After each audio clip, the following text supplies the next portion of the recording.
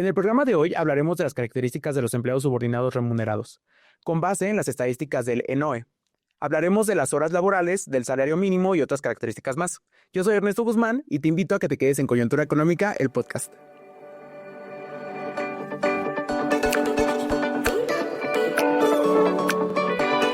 Es hora de hablar de coyuntura económica. Bienvenidos a Coyuntura Económica, el podcast. En esta segunda temporada seguimos abordando temas de relevancia y actualidad. Yo soy Eufemia Basilio y es un gusto seguir comentando con ustedes los artículos publicados en el boletín Coyuntura Económica número 16. Limitaciones de la política social para el desarrollo y la distribución del ingreso en México. No olviden que pueden descargarlo gratuitamente y el link se los dejo en la descripción de este episodio. Hoy ampliaremos la información justamente presentada en el artículo Mercado Laboral Mexicano, Panorama de los Asalariados, publicado en este boletín número 16. Y antes de iniciar, te invito a seguirnos en nuestras redes sociales, que justamente están apareciendo en este momento en pantalla. Únete a esta conversación de coyuntura económica. Los invitados de hoy vienen desde la Universidad Autónoma del Estado de México, sede Valle de México, y los recibo con mucho gusto. Nos acompaña por un lado la doctora Jessica Gámez Arroyo. Ella es licenciada en Economía, maestra en Economía con especialidad en Economía Financiera y doctora en Economía por la UNAM.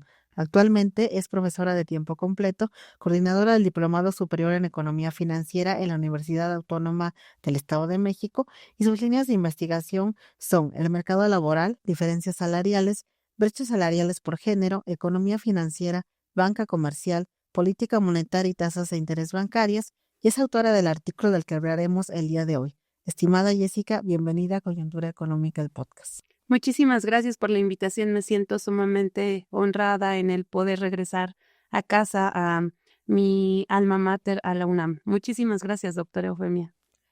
Gracias, Jessy. Bueno, también está con nosotros el doctor Javier Lapa Guzmán para compartir toda la abundante experiencia en la investigación de estos temas.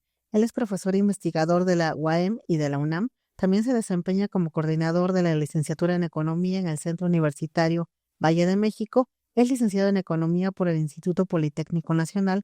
Cursó estudios de maestría en Economía Aplicada y de doctorado en Economía Financiera en la UNAM. Sus líneas de investigación se relacionan con tópicos de economía financiera y problemas de crecimiento y desarrollo económico. Javier, bienvenido y gracias por unirte a esta conversación. Muchísimas gracias, doctora. Como dice la doctora Jessica, bueno, siempre es un gusto estar de regreso en casa y principalmente reencontrarse con viejos colegas y amigos, por supuesto. Así que muchísimas gracias por la invitación. No, gracias a ustedes por estar aquí. Y bueno, el tema que nos atañe hoy, como saben, es de gran relevancia para el contexto actual, más aún si hacemos hincapié en las horas laborales y el aumento insuficiente de los salarios mínimos que se ha dado últimamente. Por ello, la doctora Jessica analiza justamente en su artículo Mercado Laboral Mexicano, Panorama de los Asalariados, las características generales del mercado laboral mexicano y de manera particular las existentes en el caso de los trabajadores subordinados y remunerados. Para guiar esta conversación preparé algunos puntos que me gustaría comentar con ustedes y bueno, ¿qué les parece si empezamos? Primeramente, me gustaría que habláramos sobre las características del mercado laboral y de manera particular la de los trabajadores subordinados y remunerados en nuestro país. Claro que sí, con muchísimo gusto. Este tema sin duda es algo en lo que creo que me apasiona de manera particular y sobre todo porque al comprender cómo está el mercado laboral en cualquier economía, nos da cuenta de una realidad importante. Sin duda, esas condiciones laborales, ¿no? Como el salario, las prestaciones a las que pueda acceder una persona, nos va a decir mucho cómo está funcionando un país, ¿no? Porque al final de cuentas, si hay una o dos personas en casa que estén trabajando y cuentan con condiciones laborales adecuadas, con una paga justa por la actividad que realizan, sin duda creo que esto da pie a que en casa estemos cómodos, estemos a gusto, podamos acceder a comprar ciertas cosas, aquello que nos gusta, el poder pagar un viaje, el poder realizar ciertas actividades que sean gratas para los integrantes de la familia. En ese sentido, en este artículo, se toman como datos, como fuente de información, la encuesta nacional de ocupación y empleo. De manera particular, se toman información del primer trimestre del año 2024 y se filtran específicamente aquellos trabajadores que son asalariados, es decir, que perciben un ingreso por aquella actividad que están realizando y que son subordinados, es decir, no son empleadores, sino que tienen a un patrón, ¿no? Y se analizan específicamente este grupo de personas. Una vez que se tiene esta muestra, pues empezamos ahí a derivar algunas variables como algunas de las que resultan importantes es que si bien la dinámica del mercado laboral ha ido transformándose a lo largo de estos años, vemos que cada vez más hay una participación de mujeres. Anteriormente la diferencia era tal vez un 70-30, ¿no? En esta última encuesta podemos identificar específicamente para subordinados que la relación, si bien no es todavía 50-50, ya estamos hablando de tal vez un 60-40 redondeando los números, ¿no? ¿Qué indica esto? Que las mujeres pues cada vez vamos teniendo más participación en el mercado laboral. Ujú. Así es. Bueno, Javier, tú que eres experto también en estos temas, ¿qué opinas justamente de eso? Y bueno, sobre las características, ¿no? En manera particular, ¿tú cómo observas toda esta evolución que ha habido en el mercado laboral? Sí, yo tengo la fortuna de colaborar con la doctora Jessica, entonces conozco su trabajo y me parece que en este artículo que hoy estamos platicando, toma una muy buena fotografía de lo que es el mercado laboral mexicano.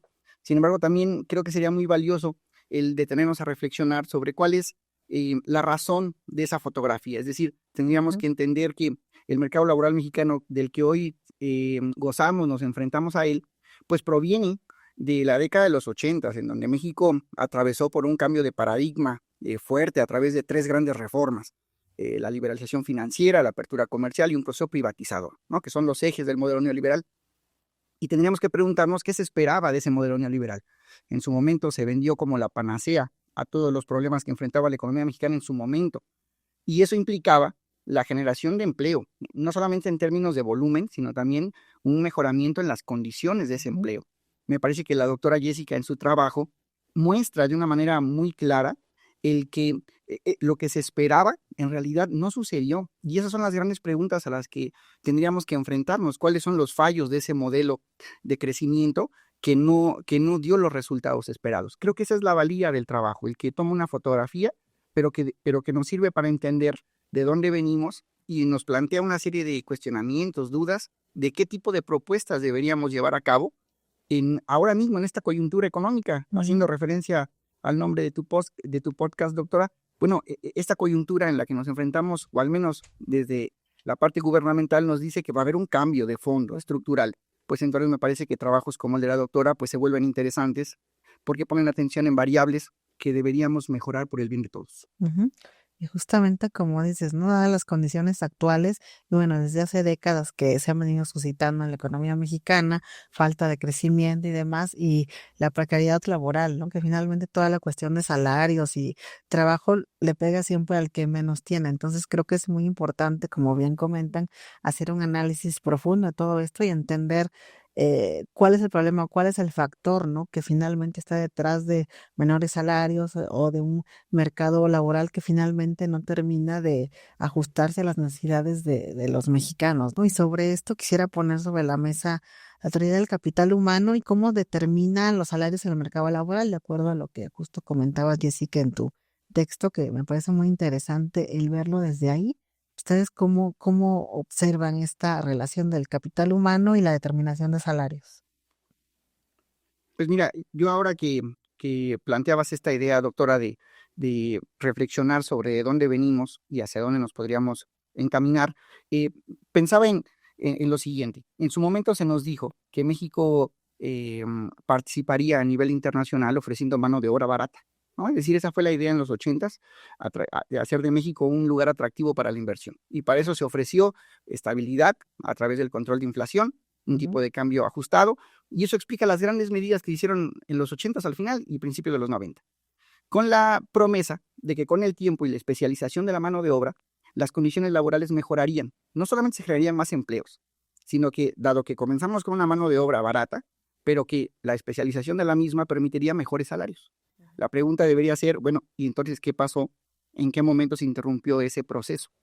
Si bien es cierto, la teoría del capital humano nos dice que los salarios deberían ir aparejados a la educación y a las habilidades de esos trabajadores, pues es un hecho que hoy mismo tenemos un panorama en el mercado laboral mexicano que en realidad no da cuenta de eso. Es decir, yo revisaba algunas estadísticas para la invitación que amablemente me hiciste y revisaba la población desocupada, por ejemplo, por lanzar un dato.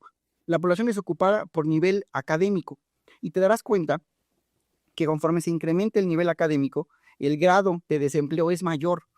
Y eso no debería ser, porque puede generar la perspectiva de que a un mayor grado de educación se vuelve más problemático encontrar un trabajo acorde con lo que estudiaste.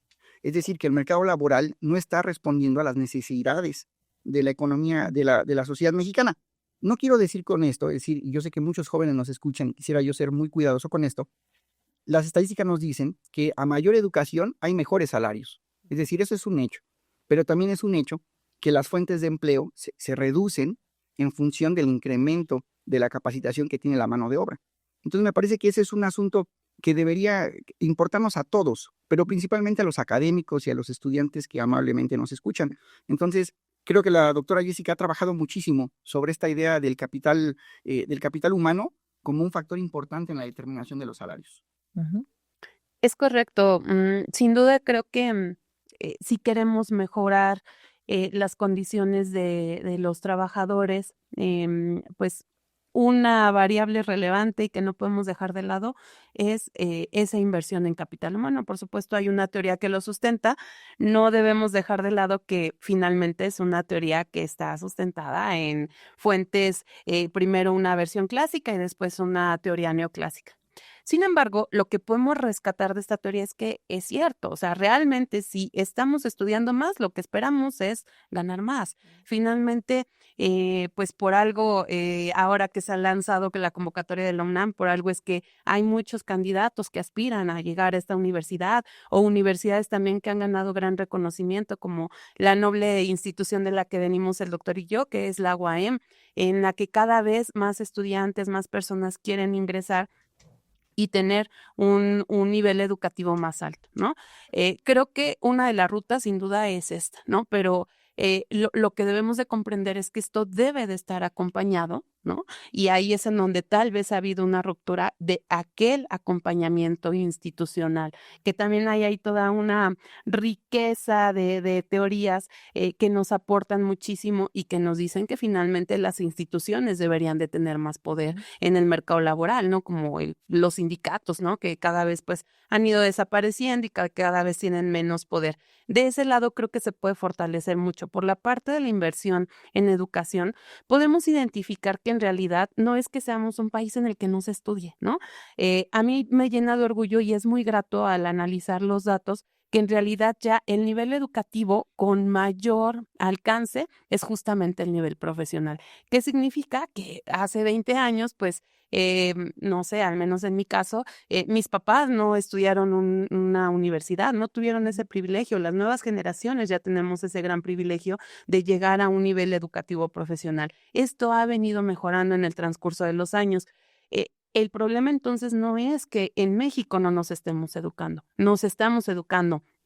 Sucede que hay que cuidar también que nuestros salarios vayan aparejados con ese nivel educativo. Y algo de lo que nos platicaba Javier, entre más nos especialicemos, a veces nos cuesta más trabajo encontrar algo acorde a lo que nosotros estudiamos. Y por supuesto, en eso es alguna de las cuestiones en las que en México vale la pena pues trabajar cada vez más para que pues aquellas personas que deciden estudiar un posgrado realmente logren encontrar un trabajo que sea acorde a lo que ha estudiado. Y también esa es una realidad, también son de los datos que he estudiado. El bono salarial o el premio salarial por pasar de un nivel educativo a otro está en el pasar de un nivel licenciatura a un nivel maestría. Entonces siempre cuando trato de motivar a los estudiantes a que sigan estudiando, a que ya terminaron la licenciatura y ahora lleguen a un nivel posgrado, les digo es que ahí pueden ganar el doble y en realidad los ingresos se pueden duplicar e inclusive tal vez en ocasiones hasta triplicar por pasar de un nivel licenciatura a un nivel maestría. Es decir, el mercado laboral sí lo está compensando, pero también es una realidad que hay condiciones de desempleo o subempleo. Finalmente las condiciones son difíciles, ¿no? Adversas, podríamos decir, en nuestro país y bueno, desde hace ya algunas décadas con las recientes crisis y cómo de alguna manera se ha ido acotando el mercado laboral y finalmente no responde, como decíamos, a las necesidades. Desgraciadamente, aunque pues en teoría, como bien comentaban, debería ser que mayor educación tendríamos mayores ingresos, mayores percepciones, que a lo mejor a largo plazo puede ser, ¿no? Pero como bien comentan, al momento es complejo y complicado y justamente sobre esta línea me gustaría que, pues Jessica lo hizo muy bien en su artículo, nos dijera qué encontró, ¿no? En esa investigación, en esa revisión que hizo a nivel estadística en los niveles educativos de los asalariados. ¿Realmente influyen en los niveles de salario o no? Para ese particular periodo. Y bueno, obviamente, pues también que Javier nos comente cómo ve ese panorama. Creo que sí hay mejora en los salarios, sobre todo en estos niveles educativos altos, hay mejores condiciones. Y en aquellas personas que sí se han quedado con, no sé, tal vez el nivel educativo de primaria, secundaria, estos niveles más bajos, pues las condiciones siguen siendo todavía bastante precarias, ¿no? Aquellas jornadas en donde pues en realidad se les paga lo meramente básico, aquellas prestaciones que son las de la ley y nada más, y en donde es difícil acceder a un paquete de compensaciones cada vez más grande. De manera específica, podemos identificar que la mayor parte en la que se generan de empleos en la economía mexicana es en las pequeñas y medianas empresas, pero justamente son aquellas que tienen la capacidad de pagar menos. No es porque yo tenga una pequeña empresa y quiera pagarte poco y te esté explotando, en realidad es porque no cuentan con las condiciones para ofrecer un mejor paquete de compensaciones. Y en ese sentido, pues ahí es en donde se están ocupando la mayor parte de pues los egresados, ¿no? De a lo mejor algún universitario no logra posicionarse en una empresa grande, entonces empieza a trabajar en una empresa un poco más pequeña, pero en realidad pues a lo que puede acceder es a un salario, básicamente prestaciones muy básicas. En cambio, alguien que pueda trabajar en una empresa transnacional, pues ya se les ofrece un paquete bastante amplio y en realidad esto motiva el hecho de decir, pues me están pagando vacaciones, me están dando boletos para ir a tales lugares y en otra empresa no es. En realidad el paquete de compensaciones puede cambiar muchísimo, pero esto es algo a lo que pocos pueden acceder. Sí, quisiera retomar la idea que toma la doctora de los salarios de acuerdo a al tamaño de unidad económica en la que trabaja la mayoría de las personas en México. Creo que es importante este punto porque deberíamos comprender cómo está organizada o cómo está organizado el tejido empresarial mexicano. Uno podría pensar que la mayor cantidad de personas trabajan en grandes empresas, pero la realidad es que no es así. Primero es que las grandes empresas solamente representan menos del 1% del total de empresas. Después representan un porcentaje bajo del empleo generado, pero representan cerca del 50% de los ingresos. La situación es distinta para las micro, pequeñas y medianas empresas, que estos indicadores dan cuenta de su baja productividad, es decir, contratan a la mayoría de la población ocupada, no participan tanto en los ingresos y además son más del 99% del total de empresas que tenemos en este país. Eso está correlacionado con el nivel salarial que recibimos, ¿no? Es decir, no se nos debe olvidar que si pensamos en modelos de crecimiento, tenemos dos prácticamente. El primero tiene que ver con el modelo neoliberal que intenta hacer de México un territorio atractivo para la inversión extranjera directa. Y el otro, bueno, pues la intención que en su momento tuvimos de echar a andar un proceso de industrialización, que recientemente, hace unos meses, la doctora Sheinbaum lanzó el que me parece el más audaz de los planes de industrialización, que es el Plan México, y que la intención es justamente esa, fortalecer el tejido industrial de este país. Porque de otra manera, y vuelvo a la idea de este modelo de crecimiento que hemos seguido, de hacer de México un país atractivo, para ser un país atractivo las inversiones se deben ofrecer dos cuestiones. Por un lado, una inflación controlada, pero por otro lado, que la inversión de los extranjeros sea atractiva. Y para eso se debe ofrecer mano de obra barata. Entonces, me parece que el error ha sido ahí, que el salario ha sido utilizado como un instrumento de control inflacionario por un lado, y por el otro, venderlo como un aspecto atractivo de la economía mexicana. En ninguno de los dos casos es favorable para el crecimiento del mismo. Finalmente, como decimos, el panorama no es alentador, ¿no? Y como bien comentas, ante este cambio neoliberal que se da desde los 80, como que se recrudece más todo, ¿no? Tanto la situación económica como también lo que ocurre con el factor salarial y bueno, el hacer uso de la mano de obra barata que finalmente es real, ¿no? Ocurre y es algo grave a lo que nos enfrentamos en México y bueno, es un reto muy importante para el siguiente gobierno y justamente pues no me quisiera ir sin conocer su opinión sobre el aumento del salario mínimo que ha sido histórico y constante a la alza, pero pues realmente creen que es suficiente para cubrir las necesidades de la población o creen que corresponde a las horas y el trabajo de una jornada laboral que debe ser o cuál es su opinión al respecto. Pues mira, yo para contestar esa pregunta me gustaría hacer un poco de historia, ¿no? Porque a veces el problema de los economistas es que solamente evaluamos datos sin dar un contexto histórico para comprender la relevancia de lo que se ha avanzado o no se ha avanzado. En este país, antes de la llegada del licenciado Andrés Manuel López Obrador, el salario mínimo era de 88 pesos y presentaba una caída prácticamente crónica. Tras 6 años de gobierno, recientemente el salario ha subido a 278 pesos, me parece. Es decir, que el crecimiento es más del doble. Eso no lo habíamos tenido en los últimos 30 años. Entonces, quiero dejar claro esto porque por supuesto que es insuficiente, por supuesto que no va aparejado a las necesidades de una sociedad. Pero si lo comparas contra la inflación en esos 6 años, es un hecho que el crecimiento salarial ha sido del 20% en promedio durante los 6 años y ha sido mayor que el de la inflación. Respondiendo a la pregunta, es insuficiente, es un hecho, pero el crecimiento ha existido. Por lo tanto, pienso que la nueva presidenta debería poner atención en seguir con ese crecimiento salarial, porque me parece que es una medida justa para el pueblo mexicano que durante muchos años, 30 años de experimento neoliberal, ha soportado el que su salario sea el instrumento de control inflacionario por excelencia en este país. Entonces me parece que, si bien es cierto, no es suficiente, me parece que es alentador el que finalmente, tras muchos años, se haya puesto atención en incrementar el salario. ¿Y tú, Jessy, cómo ves el panorama? Sí, también creo que históricamente ha habido una mejoría que hay que ponerlo sobre la mesa, ¿no? Creo que hay que resaltar ese hecho, es un dato real y que sin duda alguien que ahora pueda ganar 400 pesos, por ejemplo, ¿no? Al día, creo que ya indica que en realidad puedo adquirir más cosas. Tal vez me va a alcanzar con ese salario mínimo, sí, para algunas cuestiones básicas, pero tal vez no para un viaje, ¿no? Tal vez no para algo más allá, pero sí voy a poder cubrir, a lo mejor en una familia con 4 integrantes y tal vez hay 1 o 2 ingresos de esta naturaleza, de los un salario, salario y medio, pues seguramente van a alcanzar a cubrir necesidades básicas como un consumo de agua, de luz, de alimentación, de vestido, pero tal vez no para esparcimiento, para cubrir algunas otras cuestiones de salud que tal vez el empleo en el que estoy trabajando tengo sí acceso a un IMSS, pero tal vez sí necesito de algún estudio adicional, de algo que no me esté cubriendo ese seguro básico, pues tal vez no voy a poder acceder a él, ¿no?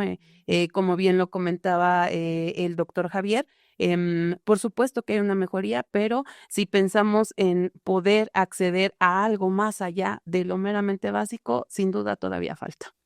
Definitivamente, pues es un gran reto, ¿no? También para este gobierno que inicia y hay que tener en consideración todo esto que hemos estado comentando porque finalmente son recomendaciones que se vuelven importantes desde la academia y que se deben tener en cuenta porque, bueno, dado el contexto que sabemos existe y la revisión puntual que han hecho ustedes en sus líneas de investigación es muy importante, ¿no? Y bueno, pues agradecerles que hayan estado el día de hoy. No sé si quieren agregar algo. Sí, por mi parte, ya aprovechando el espacio y haciendo la promoción, como bien lo comentaron en mi presentación, soy coordinadora del Diplomado Superior en Economía Financiera y bueno, también un gustazo porque aquí quien fue el creador, el iniciador de la idea, pues lo tenemos aquí presente, fue el doctor Javier.